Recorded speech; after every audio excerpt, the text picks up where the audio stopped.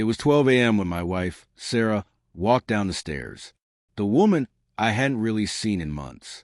She was dressed for a stranger, not for her husband. When I asked her where she was going, the dam of resentment, it finally broke. She told me she was going to find two young men, half my age.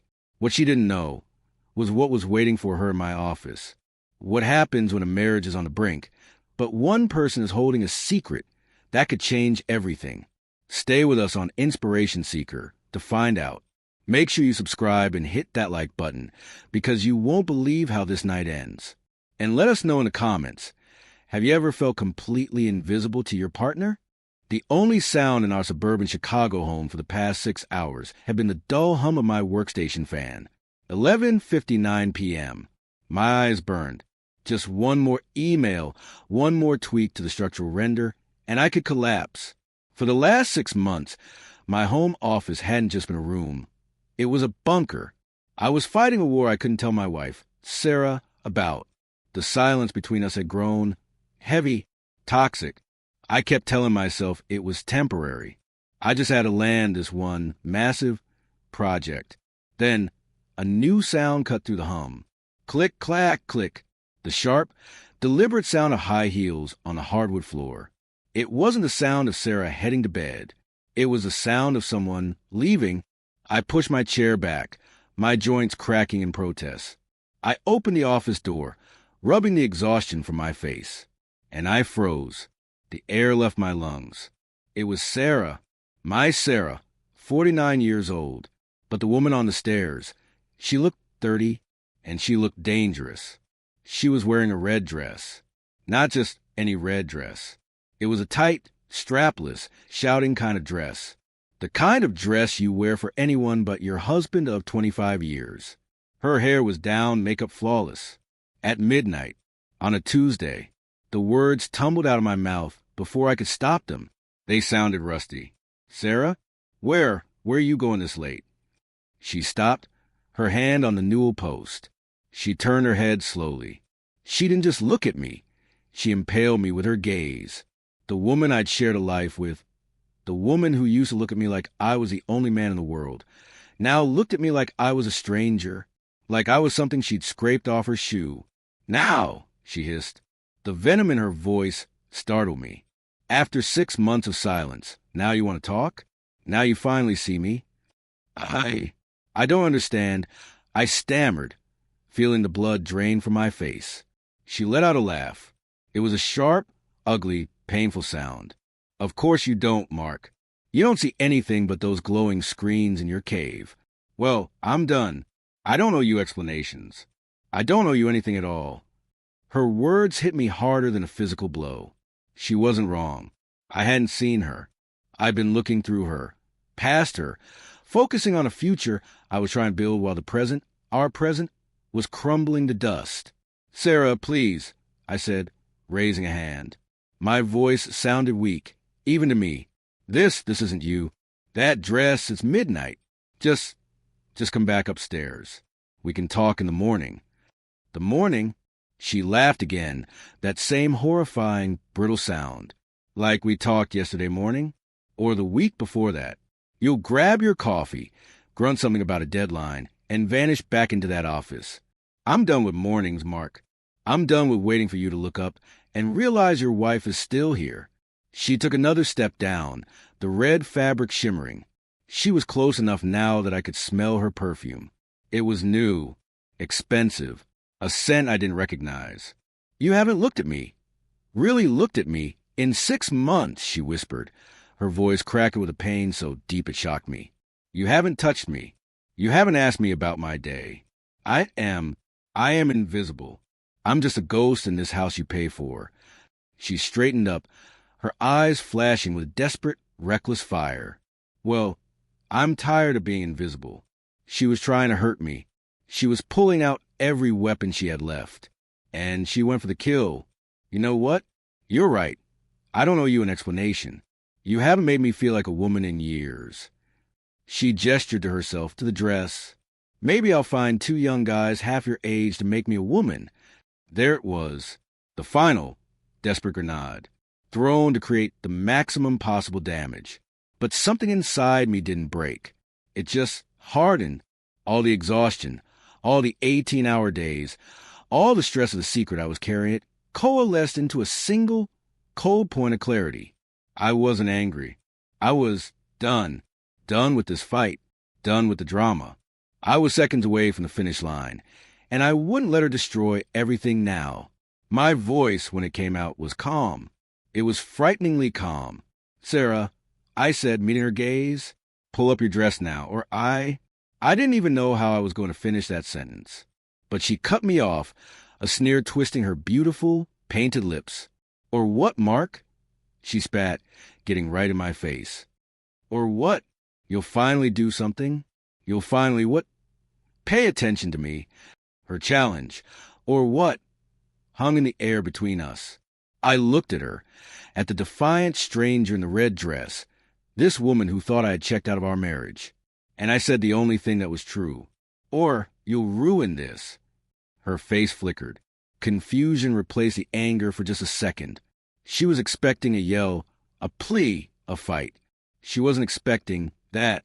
I didn't wait for her to answer. I was too tired.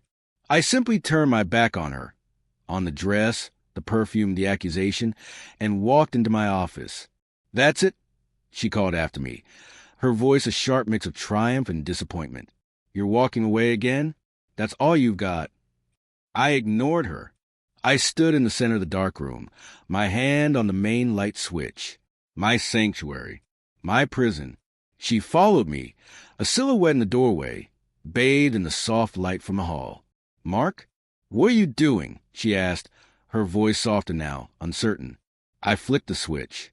The overhead fluorescent lights buzzed to life, flooding the room in a bright, sterile glare. And Sarah stopped. She stopped cold.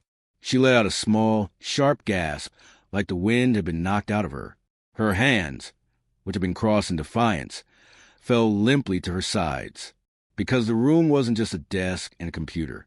My entire 8-foot workstation table, the one she hadn't seen in months because I always kept the door locked, was gone. In its place was a new world, a massive, sprawling, incredibly detailed architectural model. It covered the entire table. A stunning modern Tuscan vineyard estate, nestled in perfectly contoured, rolling hills. It had a main villa, a guest house, tiny perfect rows of grapevines, and a winding gravel driveway. It was my masterpiece. But that wasn't what made her stop. It was the main corkboard on the wall behind it, the wall she thought was just covered in boring blueprints.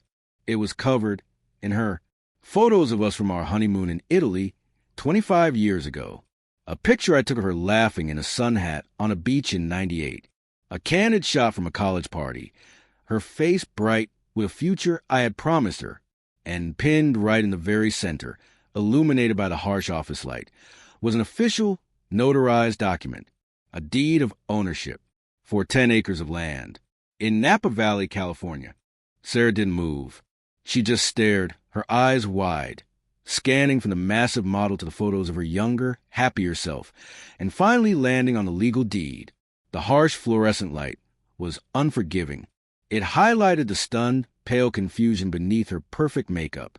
The red dress, which had been her armor of anger, now looked out of place, a costume for a play that had been suddenly canceled.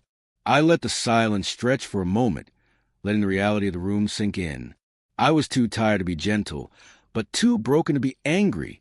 "This," I said, my voice raspy. I gestured to the sprawling model of the winery. "This is where I've been, Sarah. This is the other woman. This is a secret." I walked over my desk, my back aching, and leaned against it. I finally met her gaze. My firm is dying," I said, the words tasting like ash. "It has been for 8 months. The Harrison Project, the big one I was so proud of, it fell through in March. They pulled out. It took 60% of our business with it. I didn't tell you. I was too ashamed." Sarah's hand went to her mouth, her eyes still locked on the board. "I've been laying people off, Sarah. Quietly, one by one. I've been juggling creditors, lying to vendors. We are on the verge of bankruptcy. We were 3 weeks away from the bank putting a lien on this house. I saw a tremor run through her. I had one last shot. I continued, my voice low. One client, a billionaire in California, who wanted a legacy project, a world-class winery. He was interviewing the top 5 firms in the country. I wasn't even on the list. I cold called him. I begged. I promised him something no one else could deliver. I pointed to the model again. I've been working on spec, unpaid, for 6 months. I poured every last cent of our savings, all of it, Sarah, into this model, the renders, the research. I bet our entire life on this table. I finally looked away from her and stared at the model. I was so terrified, not of the work, but of telling you. I was terrified to see the look on your face if I failed.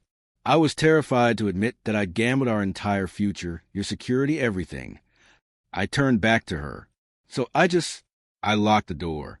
I worked. I figured it was better for you to hate me for being absent than to hate me for being a failure. At least this way, I had a chance to fix it. Sarah's eyes finally tore away from the board and found mine. They were wide, glistening with unshed tears, her lipstick-stained mouth slightly open. She looked lost. I got the call tonight, I said, my voice barely above a whisper. At 11:30 p.m., just 30 minutes before you came downstairs. I pointed to the main winery model. The client, Mr. Thorne, he didn't just approve the design, Sarah. He bought it, the whole thing, exclusive rights. My firm, our house were safe.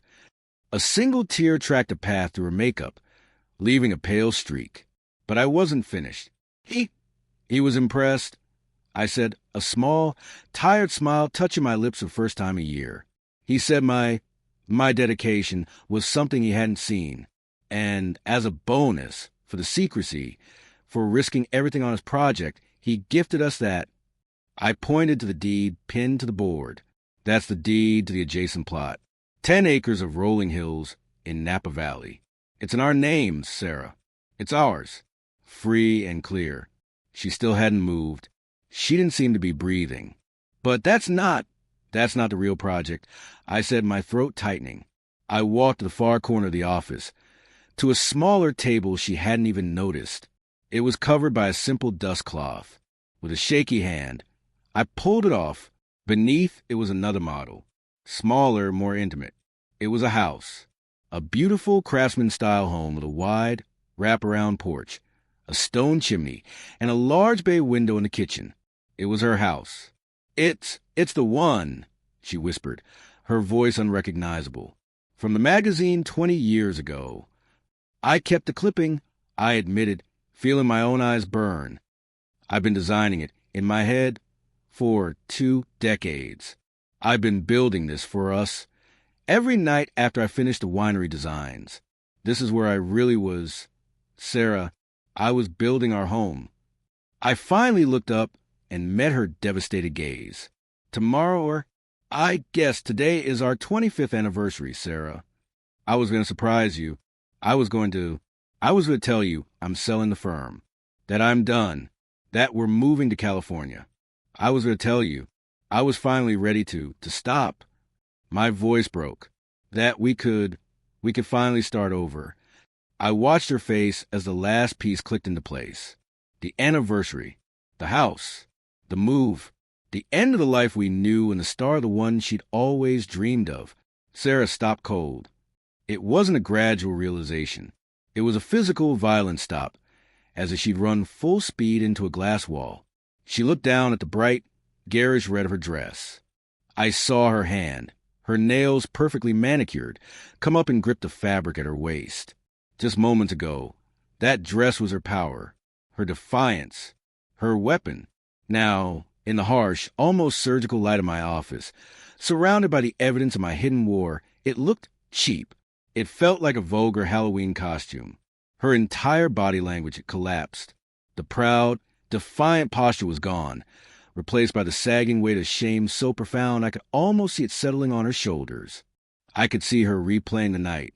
I could almost hear her own words echoing in the silence of the room. Maybe I'll find 2 young guys half her age. Her eyes darted from my face to the model of her house and back to my face. The terrible, crushing weight of that sentence landed on her. She had thrown the most hateful, damaging thing she could imagine at me, and she'd thrown it at the very moment I was about to lay her dream and our salvation at her feet. She saw it all in that instant, the contrast, while she was painting her face and picking out a dress to inflict a petty, wounding revenge. I was in this room, fighting off bankruptcy, while she was cultivating a flirtation to make herself feel visible. I was silently gambling our entire life savings to build her a future. She thought I was ignoring her, that I found her old and undesirable. But the wall was covered in pictures of her. She wasn't invisible.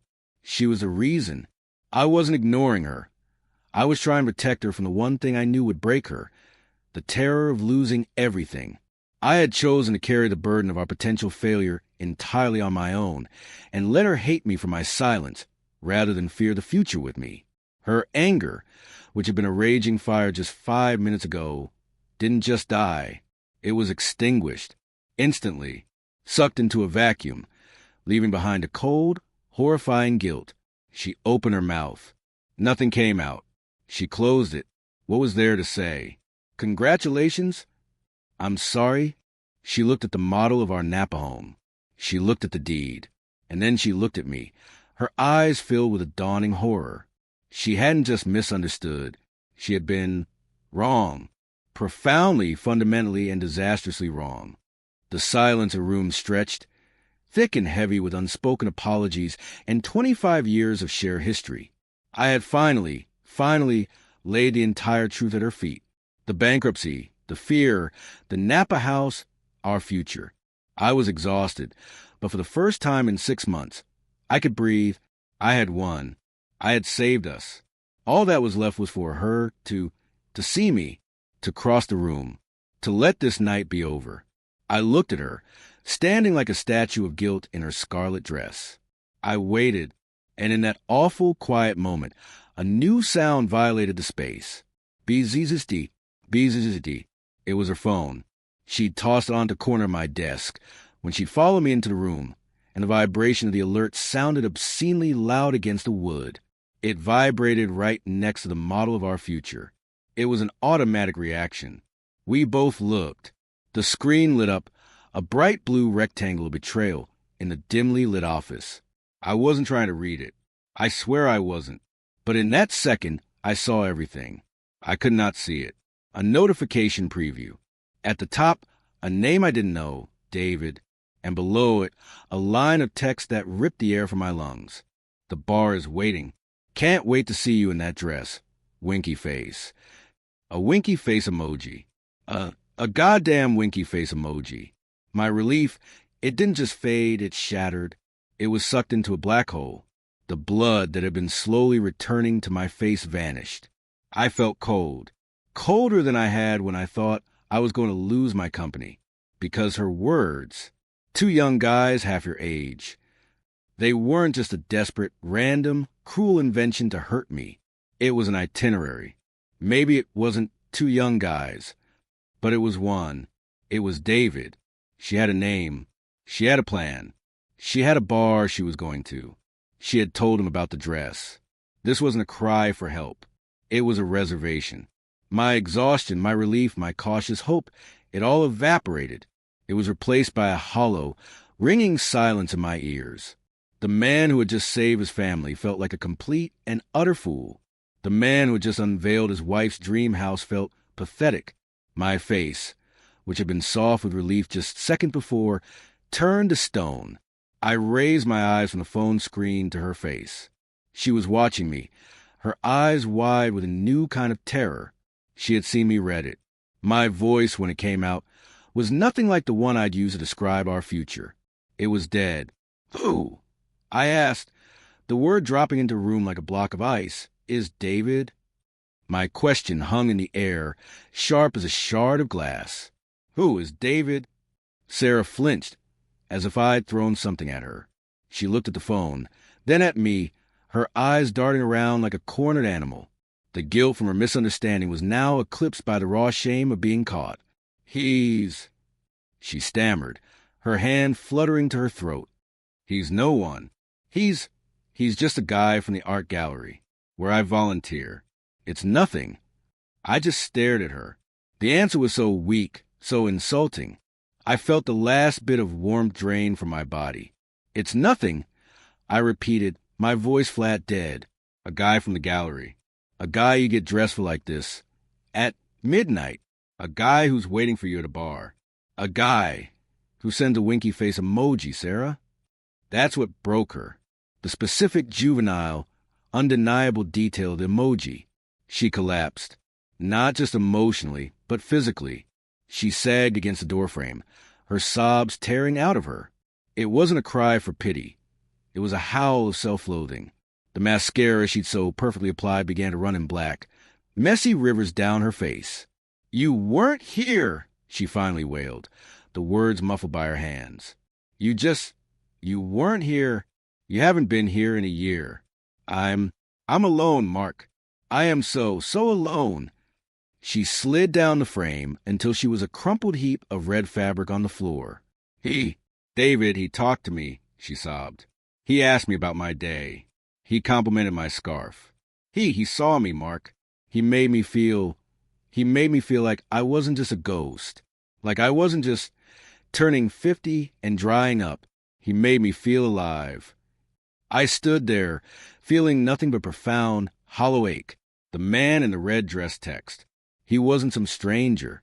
He was her validation. So what was tonight? I asked, my voice dangerously quiet. The dress, the text.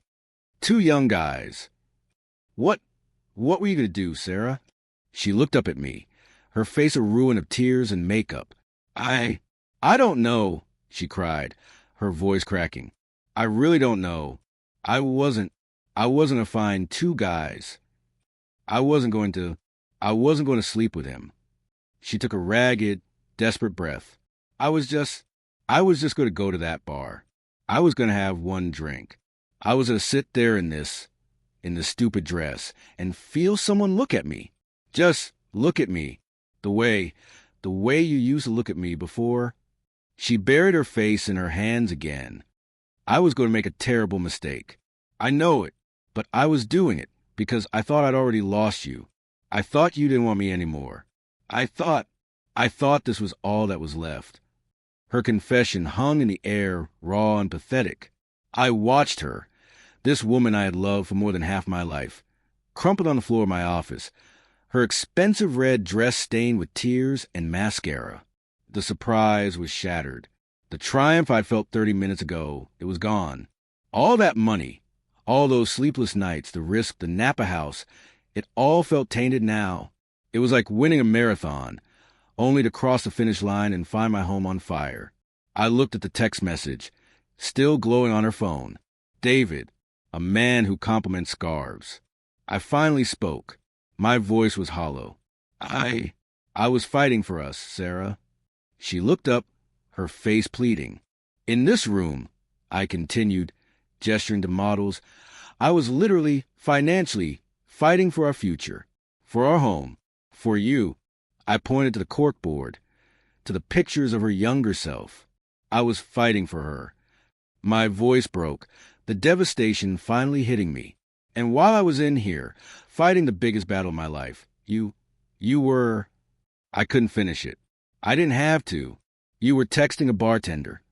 I finished, my voice flat. You were putting on a red dress for him.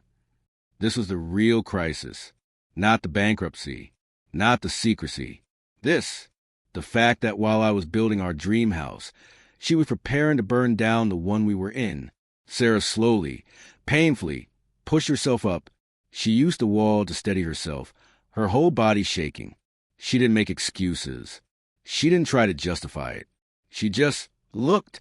Her gaze drifted to corkboard. She walked toward it, her stocking feet silent on the floor. She'd kicked off her heels at some point. She reached out a trembling finger and touched one of the photos. Her, 25 years old, laughing into the camera during our honeymoon in Italy. You were looking at her, she whispered, her voice thick with tears. You were in here trying to save her.